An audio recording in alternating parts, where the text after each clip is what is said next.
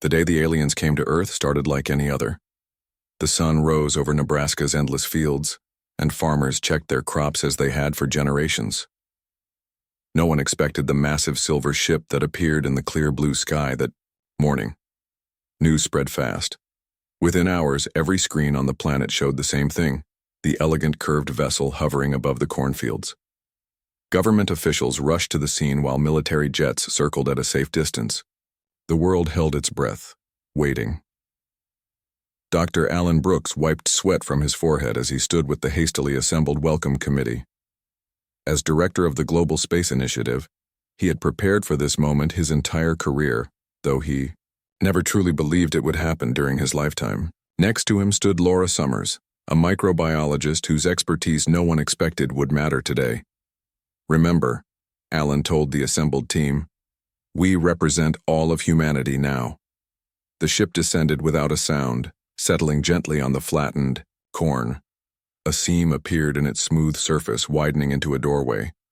Light spilled out, and with it came the first aliens humans had ever seen. They called themselves the R'lyeh. Their bodies were slender and tall, with translucent blue skin that seemed to pulse with light. Each wore what looked like an intricate breathing apparatus, and moved with deliberate, careful steps. Their leader, who introduced herself as Commander, Selith, approached the human delegation with a series of graceful gestures their translation devices interpreted as greetings. We come in peace, and with great concern, Selith's words appeared on the humans' devices. We detected your signals many cycles ago and have studied your broadcasts. We feared what we might find, but reality is worse than we imagined. Alan stepped forward. We welcome you to Earth. I'm Dr. Alan Brooks, representing the Global Space Initiative. We're honored by your visit and open to cultural exchange. The alien's large, faceted eyes blinked rapidly. Cultural exchange is secondary. We came to save your species. Murmurs spread through the human delegation. Alan maintained his diplomatic smile. Save us? From what? Commander Selith gestured to another R'lyeh who stepped forward, carrying what appeared to be scientific equipment. This is Medical Officer Nilvex. Allow him to explain your peril. Nilvex's voice came through deeper, more clinical. Your planet is saturated with microorganisms. Billions in every handful of soil, millions in each drop of water. Your very bodies are infested with them. It is a miracle your species has survived this long. Laura Summers couldn't stay silent any longer. She stepped forward despite protocol. Those microorganisms are part of our world's ecosystem. Many are essential to our survival. The aliens exchanged what seemed like concerned glances. Nilvex approached Laura, his scanning device extended. May I? After a nod from Alan, Laura allowed the scan. The device hummed softly as it moved up and down her body. Nilvex's reaction was immediate and dramatic. He stepped back quickly, his breathing apparatus working harder. Commander, this human carries over 10 trillion non-human cells within and upon her body. Bacteria, fungi, viruses, an entire ecosystem. And yet she lives. Selith addressed the human delegation with what their translators indicated was a tone of deep concern. Your species exists in what we would consider a toxic soup of infectious agents. On our world, such exposure would mean death within moments. Our evolution took a different path. We developed in an environment nearly free of microorganisms. Alan tried to process this information. So your immune systems are minimal, Nilvex finished. We rely on preventative measures. Our environments are purified. Our medicine focuses on elimination of all potential pathogens before exposure. We have not needed to fight infection for thousands of generations. Laura's scientific curiosity was fully engaged. That's fascinating. Our bodies have evolved alongside these microorganisms. We don't just fight them, we incorporate them.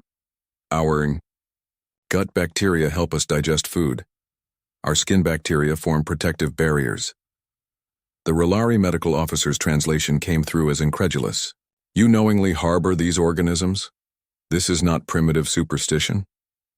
It's established science, Laura explained. Human health depends on a balanced microbiome. Commander Seleth made a gesture their translators couldn't interpret. We believed we were coming to save a doomed species living on borrowed time. Your broadcasts showed your people suffering from diseases, your medical facilities full of the sick. We assumed your science had failed to protect you from your hostile environment. By now, more R'hllari had emerged from the ship. All wore similar, protective gear, and all kept a careful distance from the humans and from the ground itself. They moved like people walking through an invisible minefield. Alan recognized an opportunity for connection. Perhaps we can learn from each other. Our approaches to survival have been completely different, but both successful in their own way. Commander Seleth seemed to consider this. Perhaps, but first, we must verify these claims. If what you say is true, your species possesses remarkable biological capabilities. We would like to establish research centers to study human immunity. With your permission, of course. The next few days were a blur of activity. More R'hllari ships arrived, establishing bases around the globe. Their medical teams set up research facilities in major cities, all built to their exacting standards of cleanliness. The aliens never removed their protective gear, viewing Earth as a planet-sized petri dish of potential death. News channels ran constant stories about the alien visitors and their mission. Most people welcomed the R'hllari with excitement and hope. After all, who wouldn't want advanced alien medicine? Government leaders rushed to offer cooperation, seeing advantages in alien technology. But Laura Summers grew increasingly worried as she learned more about R'hllari medical philosophy. In their eyes, the ideal body was one completely free of any microorganisms. Their treatments focused on eliminating all bacteria, beneficial or otherwise. They don't understand us, she told Alan one evening as they watched the R'hllari set up their main research center outside of Chicago. They think they're helping, but they could destroy the very systems that keep us healthy. Alan nodded slowly. We need to help them understand before they help us to death. The first human volunteer for R'hllari treatment was Jack Miller, a construction worker from Detroit. The aliens placed him in a sealed facility, documenting every step of what they called his immunological upgrade. News cameras followed his entrance into the gleaming white building, his face beaming with pride at being chosen. Unknown to Jack, Dr. Laura Summers and a growing group of concerned scientists watched with apprehension. They had tried to warn people about potential dangers, but few listened. The aliens had come to help humanity. Who would question such a gift? As the R'hllari began their work on the first human subject, Commander Seleth made a public announcement. Today marks the beginning of a new era for humanity. Soon, you will be free from the burden of disease, just as we have been for millennia. Laura watched the broadcast and whispered to herself, but what else might we lose in the process? The clash between two fundamentally different approaches to survival had begun. The aliens believed they were saving humans, but they had yet to witness the true power of the human immune system. The R'hllari worked fast. Within 3 weeks of their arrival, they had built medical centers in every major city on Earth. The sleek white buildings stood out against city skylines, their curved shapes unlike any human architecture. People lined up by the thousands, eager to receive the aliens' advanced treatments. Jack Miller sat in a clear glass room at the center of the Chicago facility. Cameras recorded his every move as the first human to undergo the complete R'hllari health protocol. He wore a thin white suit that monitored his body functions. Screens around him displayed his vital signs and microscopic views of his blood and tissues. "How are you feeling today, Jack?" asked the R'hllari medical officer through the room's speaker system. Jack gave a thumbs up to the cameras. "Great. Never better. When do we start the real treatment?" The R'hllari didn't understand his question. "We began 3 days ago. The cleansing of your system is already 15% complete." Jack looked surprised. He hadn't felt anything happening. The food they gave him tasted bland but otherwise normal. The only strange part was the daily blue liquid he had to drink, and the light therapy sessions where his skin was bathed in purple light. "The process is gentle by design," explained the R'hllari. "First, we remove the harmful organisms from your digestive system. Then we purify your skin, lungs, and other exposed tissues. Finally, we strengthen your cells to resist future invasion. Outside the Rolari facility, Dr. Karen Watson paced nervously in her small lab at Johns Hopkins University. As one of the country's top immunologists, she had been trying to get samples of the Rolari treatments for weeks. Today, she finally had her chance. Steve Garcia, her research partner, entered the lab carrying a small container. "I got it," he said, his voice low even though they were alone. "My cousin works cleaning the Rolari facility in Baltimore. He managed to get a sample of the blue drink they give patients." Karen took the container with shaking hands. "This could get him in serious trouble. He knows, but he's worried. 3 patients developed strange symptoms after a week of treatment. The Rolari isolated them immediately, and no one's seen them since." Karen worked through the night, analyzing the blue liquid. By morning, her eyes were red from lack of sleep, but her face showed determination as she explained her findings to Steve and their colleague, Paula Reed. "It's worse than I thought," Karen said, pointing to her computer screen. "This compound doesn't just target harmful bacteria. It destroys everything, including the beneficial bacteria we need for digestion, immune function, and even mental health." Paula leaned closer to the screen. "But that would leave patients completely vulnerable to any new infection." "Exactly," Karen nodded. "The Rolari don't understand our biology. They evolved in a nearly sterile environment. They don't realize we've evolved to live with microorganisms. Some are even essential to our survival." Steve crossed his arms. "We need to warn people." "I've tried," Karen said.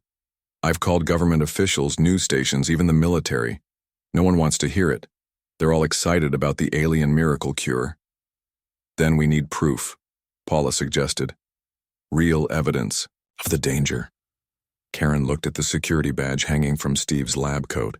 As a researcher with level 4 clearance, he had access to the hospital's computer network, which now connected to the Rolari medical database. "Can you get us access to Jack Miller's medical data? He's been in treatment longer than anyone. If there are negative effects, they should be showing up in his results by now." Steve hesitated only briefly before nodding. "I'll do it tonight." Meanwhile, inside the Rolari command ship hovering above New York City, Commander Seleth met with her medical team. Their protective suits were now enhanced with additional filters after several crew members had reported respiratory irritation. "Report on the human test subject," Seleth ordered. Medical Officer Nilvex displayed Jack's data on the main screen. "The elimination of microorganisms proceeds as expected. We have removed approximately 70% of the bacterial load from his digestive system." "And his condition?" Nilvex hesitated. "That is puzzling. According to our models, he should be showing improved function already. Instead, we're seeing decreased nutrient absorption, unusual hormone fluctuations, and signs of inflammation." A younger Rolari scientist named Zyvex spoke up. "Commander, I've been studying Earth's scientific database. Some human research suggests their bodies have co-evolved with certain microorganisms. They may have developed dependencies we don't understand." Commander Seleth's breathing apparatus pulsed faster, a sign of agitation. "Are you suggesting our treatment could harm them?" "I'm suggesting we may need to modify our approach," Zyvex said carefully. "Perhaps total elimination is not ideal for their biology." Seleth turned away, looking at the Earth visible through the ship's viewing panel. "Our mission is to save humanity from their toxic environment. We cannot fail." That night, Steve Garcia used his security clearance to access the hospital's main system. From there, he found a connection to the Rolari medical network. Using skills from his earlier career in computer security, he created a hidden pathway into their databases. What he found shocked him. Jack Miller's medical readings were increasingly concerning. His gut flora was almost completely destroyed. His immune cell counts were dropping. Most alarming were notes about his psychological state, increasing irritability, confusion, and mood swings. Steve downloaded everything he could find and hurried back to Karen's lab. The 3 scientists spent hours reviewing the data. "This confirms everything I feared," Karen said finally. The Rolari treatment is destroying Jack's microbiome. Without those bacteria, his body can't function properly. His digestive system is already compromised. His immune system will be next. Paula pointed to another chart. Look at these brain chemistry readings. The gut-brain connection is real. As his gut bacteria disappear, his neurotransmitter levels are becoming unbalanced. We need to get him out of there, Steve said, before it's too late. Karen shook her head. The facility is guarded. The Rolari monitor him constantly. How could we possibly extract him? Before they could discuss further, a news alert flashed on Karen's computer. Several Rolari had been rushed to their ship after becoming ill during an outdoor ceremony in Central Park. Despite their protective suits, something had breached their defenses. This could be our chance, Karen said, a plan forming in her mind. If the Rolari are dealing with their own medical crisis, security at the human facilities might be reduced. While the scientists plotted their next move inside the Chicago facility, Jack Miller began to feel seriously unwell. His stomach cramped painfully. His skin felt dry and itchy. Worst of all was the fog settling over his thoughts, making it hard to concentrate. Something's wrong, he told the Rolari medical team. I don't feel right. The aliens increased their monitoring, but continued the treatment. According to their understanding, he was simply transitioning to a better state of health. The discomfort was temporary. Jack wasn't convinced. That night, as he lay awake with stomach pain, he noticed something strange. The usual Rolari medical staff was absent. Instead, a single guard watched his room, and even that guard seemed distracted, constantly checking messages on their communication device. Something was happening with the aliens, and for the first time since volunteering, Jack wondered if he had made a terrible mistake. Chaos erupted aboard the Rolari command ship. 6 crew members now lay in the medical bay, their translucent skin showing dark patches of infection. Commander Seleth stood at the foot of Medical Officer Nilvex's bed, watching his labored breathing with growing concern. How did this happen? She demanded of the medical team. Our protective suits should have prevented any contamination. A young medical technician stepped forward. Commander, preliminary analysis suggests the pathogen is unlike anything in our database. It appears to have adapted to penetrate our protective materials. Impossible, Seleth whispered, though the evidence lay before her. Earth organisms cannot evolve that quickly. They didn't need to, said Zivex, entering the medical bay with a data tablet. I've been studying Earth biology more deeply. Their microorganisms have been engaged in an evolutionary arms race for billions of years. They already possess countless strategies for penetrating barriers and adapting to hostile environments. Commander Seleth's breathing apparatus worked harder as she processed this information. Are you saying Earth itself is more dangerous than we anticipated? I'm saying we underestimated the complexity of Earth's biological systems, Zivex replied carefully, and perhaps the adaptability of its organisms. Seleth turned back to the sick crew members. Can we treat them? Our standard protocols are ineffective, the medical technician admitted. The pathogen resists our antimicrobial compounds. For the first time since their arrival on Earth, real fear spread through the Rolari command team. If Earth's microorganisms could breach their defenses so easily, was any place on this planet truly safe for them? Meanwhile, Karen Watson and her team put their rescue plan into motion. Steve had continued monitoring the Rolari network and confirmed that security at the Chicago facility was indeed reduced. Many Rolari had been called back to their ships to deal with the growing medical crisis. We have maybe a 6-hour window, Steve told Karen and Paula as they loaded equipment into a van. Most of the night shift has been pulled to help with their own sick. Karen checked her medical kit one last time. We'll need to work fast. Jack's latest readings show severe digestive distress and neurological symptoms.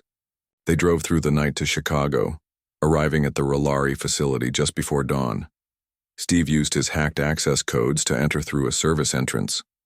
The hallways were eerily quiet, with only a fraction of the usual Rolari staff present. Finding Jack's room was easy. It was the centerpiece of the facility, a glass-walled chamber in the central atrium. Getting to him would be harder.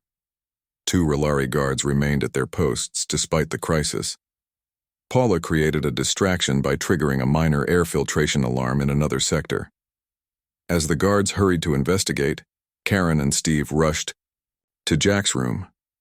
Jack lay on his bed looking pale and much thinner than in his public appearances. His eyes widened when the door opened, and humans in regular clothes, not the white Relari suits, entered. "Who are you?" he asked weakly. "Friends," Karen said, quickly checking his vital signs. "We're here to help you. The treatment is making you sick, Jack." Jack didn't argue. He'd suspected as much for days. "Can you get me out?" "That's the plan," Steve said, helping Jack to his feet. The construction worker swayed dangerously, his legs barely supporting his weight. They half-carried Jack through the quiet facility, using service corridors Steve had identified from the building plans. Just as they reached the exit, an alarm blared through the building. "They've discovered he's missing," Paula said, holding the door open for them. "We need to hurry." They loaded Jack into the van and sped away just as Relari security vehicles activated. Karen immediately began emergency treatment, inserting an IV to restore Jack's fluids and electrolytes. "What's wrong with me?" Jack asked, his voice barely above a whisper. "The Relari destroyed your microbiome, the beneficial bacteria that help your body function," Karen explained as she worked. "Without them, your digestive system can't process nutrients properly. Your immune system is compromised. Even your brain chemistry is affected." Jack closed his eyes. "They said they were helping me." "They thought they were," Karen said gently. "Their species evolved differently from ours. They don't understand that we need certain microorganisms to survive." Back at Karen's secret lab, they settled Jack in a makeshift medical room. The real work of saving him would now begin. "We need to restore his gut flora as quickly as possible," Karen told her team. "I've prepared several probiotic formulations, using samples from healthy donors." "Will it work?" Steve asked, looking at Jack's frail form. "It has to," Karen replied, "and we need to document everything. Jack is proof of what the Relari treatments really do to humans." While the scientists worked to save Jack, a new development unfolded at the military base where the first Relari ship had landed. Marine Sergeant Greg Foster stood at attention as Commander Selith's delegation arrived for an emergency meeting. Despite the commander's obvious distress, Greg maintained his professional demeanor. The meeting room had been specially prepared according to Relari specifications, surfaces sterilized, air filtered. Yet Commander Selith still seemed uneasy, her breathing apparatus working overtime. "Sergeant Foster," she said through her translator, "you have been stationed at this facility since our arrival, correct?" "Yes, ma'am," Greg replied. 5 weeks now." "And you have had direct contact with Relari personnel throughout that time?" Greg nodded. "Daily interaction with your diplomatic and scientific teams." Selith studied him carefully. "Yet you show no signs of illness. No respiratory distress, no skin irritation, no fever." Greg wasn't sure how to respond. "No, ma'am. I'm perfectly healthy." "Fascinating," Selith said, more to herself than to Greg. "Your species continues to surprise us." After the meeting, Greg overheard the Relari discussing their growing medical crisis. 17 crew members were now ill with Earth-borne infections despite all precautions. Their medicines were proving ineffective against Earth's microorganisms. Greg reported this information to his commanding officer, Colonel Ray Wilson, who immediately called Dr. Alan Brooks. "The aliens are getting sick," Wilson explained. "Their fancy suits and medicines aren't protecting them from good old Earth germs." Alan wasn't surprised. Laura Summers predicted this might happen. The Relari have minimal immune systems because they evolved in a nearly sterile environment. They've never needed to fight off the kind of microbial diversity we have on Earth. "So what happens now?" Wilson asked. "Now we need to help them understand," Alan said, "before they make more humans sick with their misguided treatments." At that moment in the Relari command ship, Zyvex made a startling discovery. He rushed to Commander Selith's quarters, bypassing normal protocols.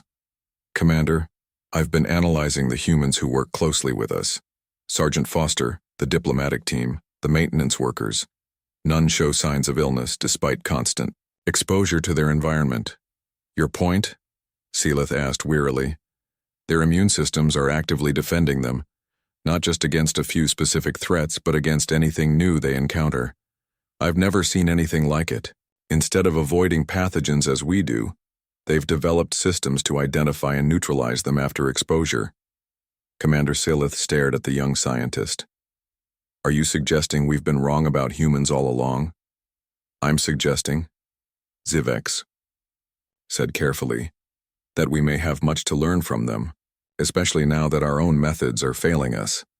As dawn broke over Chicago, both species found themselves at a turning point. The R'lyari faced a threat their advanced technology couldn't solve, while humans had discovered the danger hiding behind the aliens' well-intentioned help.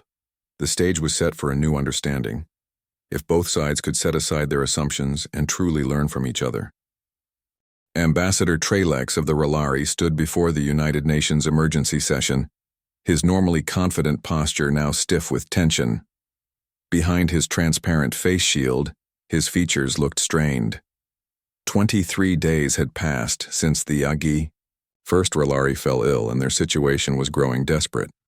Distinguished representatives of Earth, Tralex began, his translator conveying the gravity in his voice. I come before you today not as a savior, but as a petitioner. Despite our advanced medical technology, we find ourselves unable to combat the microbial threats on your world. Our crew members continue to fall ill, and our treatments prove ineffective against your unique biological agents. Murmurs spread through the assembly as Tralex continued. Therefore, on behalf of Commander Seelith, I formally request human medical assistance. We believe your scientists may possess insights our own physicians lack. The audience, Dr. Alan Brooks and Laura Summers, exchanged glances. This was the opportunity they had been waiting for. After the session, they approached Ambassador Tralex with a proposal. We've been studying your biology since your arrival, Laura explained, and we believe we can help, but you must be willing to observe and learn from our methods. Tralex's translator conveyed his skepticism. Your primitive medical techniques could help where our advanced treatments have failed? Sometimes the simplest approach is best, Alan said diplomatically. Our bodies have developed ways to live with microorganisms rather than trying to eliminate them completely. This might be a better strategy for your people while on Earth. Meanwhile, at Karen Watson's hidden laboratory, Jack Miller showed remarkable improvement. After just 1 week of intensive treatment to restore his microbiome, his digestive system had begun functioning normally again. His mind was clearer, and his strength was returning. The human body is incredibly resilient, Karen told him during his daily checkup. Once we reintroduced the beneficial bacteria and supported your natural immune responses, your body began healing itself. Jack smiled weakly. I feel better every day. But what about the other people taking the R'lyari treatments? Karen's face darkened. We're trying to reach them. We've published our findings online and contacted news outlets, but the R'lyari still have powerful allies in the government. Many don't want to believe the aliens could be harmful. Then we need better proof, Jack said, sitting up straighter, something no one can ignore. That afternoon, Dr. Karen Watson received an unexpected call from Dr. Alan Brooks. The R'lyari have requested our help with their medical crisis, he explained. This is our chance to show them the truth about human immunity. Can you join us at the UN tomorrow? And bring your research. I'll do better than that, Karen replied. I'll bring Jack Miller. The next day, a historic meeting took place at the United Nations headquarters. Commander Seelith herself had come, despite the risks, along with Ambassador Tralex and scientist Zivex. They met with a human delegation including Dr. Alan Brooks, Laura Summers, Karen Watson, and a still-recovering Jack Miller. When Jack entered the room, the R'lyari delegation visibly reacted. This is the human from our primary treatment program, Nilvek said, his translator conveying surprise. He should still be in our facility. He would have died in your facility, Karen said bluntly, placing Jack's medical files on the table. Your treatments were destroying his body's natural defenses. Commander Selith's breathing apparatus worked. Faster. Explain. Karen activated a holographic display showing microscopic images. This is a healthy human microbiome. Trillions of bacteria living in harmony with our cells, helping us digest food, producing vitamins, and training our immune systems. And this, she switched to another image, is what your treatment did to Jack's system. You didn't cure him, you nearly killed him. The R'hllari studied the images in silence. Finally, Sevek spoke. The human appears recovered now. How did you accomplish this? We restored his microbiome with transplants from healthy donors and supported his natural immune responses, Karen explained. Instead of trying to create sterility, we re-established balance. Commander Selith turned to Jack. Is this true? Our treatment harmed you? Jack nodded. I believed you were helping me, but I got sicker every day. Only when Dr. Watson restored the bacteria my body needs did I start to recover. The room fell silent as the R'hllari delegation conferred privately. Finally, Commander Selith addressed the humans. If what you say is true, our entire approach has been misguided, but we still face a crisis. Our people continue to fall ill from Earth's microorganisms. Dr. Karen Watson saw her opportunity. I propose an experiment. Let us demonstrate how the human immune system works, and then apply similar principles to help your people. What kind of experiment? Asked Nilvex suspiciously. A simple demonstration, Karen replied. We expose a healthy human volunteer to a common Earth pathogen, and you observe how their immune system responds. Then we use what we learned to develop a treatment approach for your sick crew members. The R'hllari seemed doubtful, but with their situation growing more desperate by the day, Commander Selith agreed. The next morning, a small group gathered in a specially prepared laboratory. The R'hllari had brought their most advanced monitoring equipment, capable of observing cellular activities in real time. Linda Clark, a nurse who volunteered for the experiment, sat calmly as Karen explained the procedure. We'll expose Linda to rhinovirus, what humans call the common cold. It's typically mild, but will trigger a clear immune response we can observe. The R'hllari watched in fascination as Karen administered the virus. Their equipment immediately began tracking Linda's biological responses. First, the virus enters her respiratory cells, Karen narrated as the monitors displayed the process. Notice how specialized cells in her blood already begin to react. These are part of her innate immune system, the first line of defense. Over the next few hours, the aliens observed something they had never seen before. Linda's body recognized the invasion and mobilized a complex, coordinated response. Different types of immune cells performed specialized functions, some identifying the virus, others communicating its presence, still others producing antibodies specifically designed to neutralize it. What you're seeing, Karen explained, is the dance our bodies have performed for millions of years. We don't just fight microorganisms, we've evolved alongside them. Zyvex couldn't contain his excitement. The specificity is remarkable. Her cells are creating defenses tailored exactly to this particular threat. And look, memory cells are forming that will recognize this virus if it appears again. Commander Selith studied the displays intently. Our approach has always been to prevent exposure entirely. We never developed such sophisticated response mechanisms. Different evolutionary paths, Laura Summers said gently. Neither wrong, just different solutions to survival. By evening, Linda was showing mild cold symptoms, but the R'hllari could see her immune system was already controlling the infection. She would recover completely in a few days without any medication. I believe we can help your people now, Karen told Commander Selith. Not by trying to make them like us, but by supporting their systems to better handle Earth's environment, temporarily. For the first time since arriving on Earth, Commander Selith felt a glimmer of hope. Perhaps there was a way for the R'hllari to survive here after all. And perhaps, in their hubris, they had nearly destroyed the very thing that made humans so remarkably adapted to their world. We came to Earth believing we would save humanity from biological chaos, Selith said softly. Instead, we find ourselves humbled by the sophisticated biological harmony humans have achieved with their world. The experiment marked a turning point in human-R'lyari relations. Rather than saviors and saved, they would become partners, each with valuable knowledge to share. 6 months after the R'lyari first landed on Earth, the relationship between humans and aliens had transformed completely. The sleek white buildings that once housed the alien treatment centers now served as joint research facilities where scientists from both species worked side by side. In the main laboratory of the Chicago Research Center, Dr. Karen Watson supervised as her team prepared a new batch of specialized probiotics. These weren't for humans, but for the R'lyari. Careful with the concentration, she reminded her assistant. Remember, we're introducing these bacteria gradually. Too much at once could overwhelm their systems. Across the room, Zivex observed the process with keen interest. The young R'lyari scientist had become Karen's closest alien collaborator. His protective suit was now modified, less bulky, and designed to allow controlled exposure to certain beneficial microorganisms. The latest results from Group C are promising, Zivex told Karen.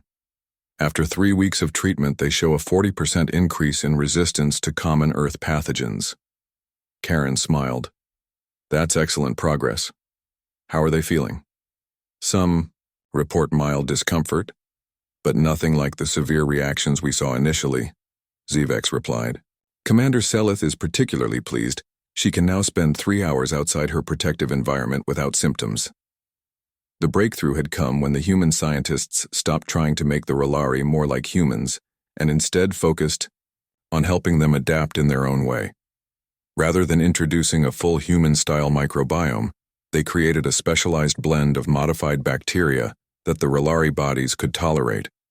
These bacteria helped form protective barriers against more harmful organisms without triggering the aliens' limited immune responses. Meanwhile, the R'lyari shared their advanced medical technology, now properly adapted to work with human biology, rather than against it.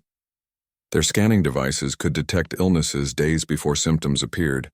Their surgical techniques allowed for incredibly precise operations with minimal recovery time. In Washington, D.C., Commander Selith addressed the United Nations General Assembly. Her appearance had changed subtly. She still wore a protective suit, but it was thinner, more flexible, and she no longer needed the bulky breathing apparatus. 6 months ago, I stood before you as a representative of a species that believed we had all the answers, she began. We came to Earth certain that our advanced technology made us superior, that our nearly sterile existence was the pinnacle of evolution. She paused, looking out at the diverse human faces watching her. We were wrong. Our species evolved in environments so different that we developed opposite approaches to survival.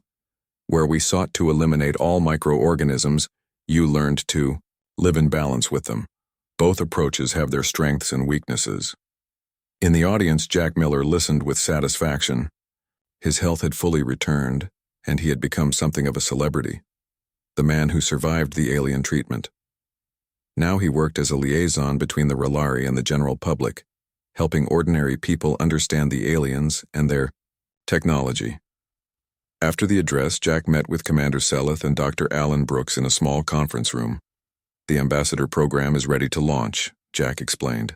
We have 50 human volunteers prepared to visit the R'lyari homeworld, and 50 R'lyari who will spend extended time on Earth. Alan nodded.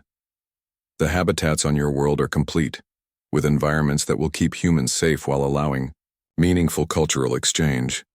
Commander Selith's eyes showed what humans had learned to recognize as pleasure, and our people here will continue their adaptation therapy. Someday, perhaps, we may walk freely on your world without protection. Across the globe, the impact of the human-R'lyari partnership grew. In hospitals, children with immune disorders received treatments developed from R'lyari technology. The aliens' precise understanding of cellular biology led to breakthroughs in cancer therapy and genetic diseases. In return, human immunologists helped create new medicines for the R'lyari, enabling them to handle limited exposure to microorganisms. This would not only help them on Earth, but could potentially allow them to explore other life-bearing worlds previously considered too dangerous. At the International Xenobiology Institute in Geneva, Laura Summers led a team studying the fundamental differences between human and R'lyari biology. Her latest discovery had caused excitement in both species. "It's remarkable," she explained to a mixed audience of human and R'lyari scientists.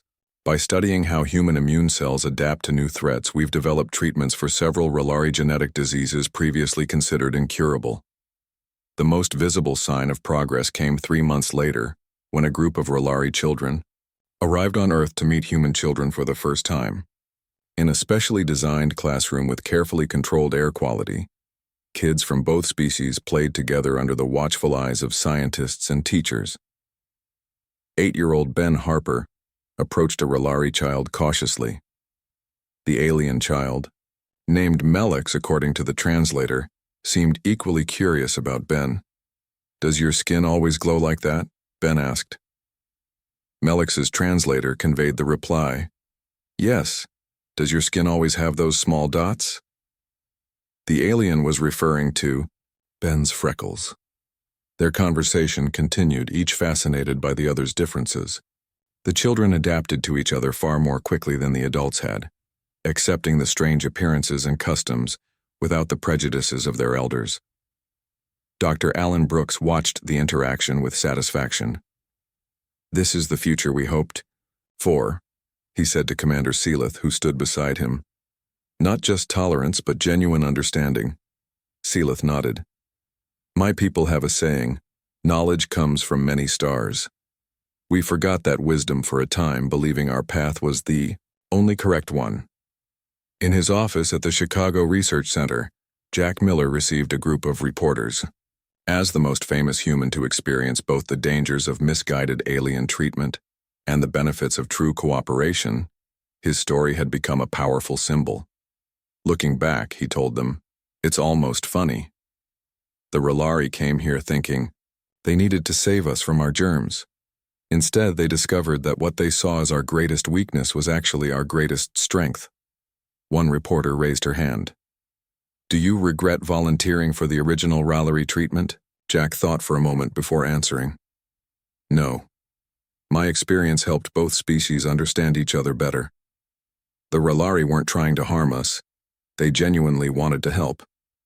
They just didn't understand that sometimes what looks like a problem from one perspective might actually be a solution from another." As the sun set over Chicago, Karen Watson and Zivek stood on the roof of the research center. The R'lyari scientist wore his newest protective suit, designed to allow him to feel the evening breeze on his skin for the first time. "Can you smell the flowers?" Karen asked, pointing to the rooftop garden they had planted. Zivek nodded, his expression showing wonder. "It's overwhelming, beautiful and frightening at once." "That's Earth for you," Karen smiled. "Teeming with life at every level. What your people once saw as chaos, we see as richness. And what you saw as vulnerability, we now recognize as remarkable adaptation," Zivek replied. In orbit above them, the R'lyari ships no longer appeared threatening, but instead represented a bridge between worlds. The aliens who had arrived as saviors had become students, and the humans they had planned to rescue had become teachers. Together, they were creating something entirely new. A future where different evolutionary paths could converge and strengthen each other through understanding and respect. The story of the R'lyari and humans would be told for generations on both worlds, how a misunderstanding nearly led to disaster, but curiosity, compassion, and science transformed potential conflict into lasting partnership.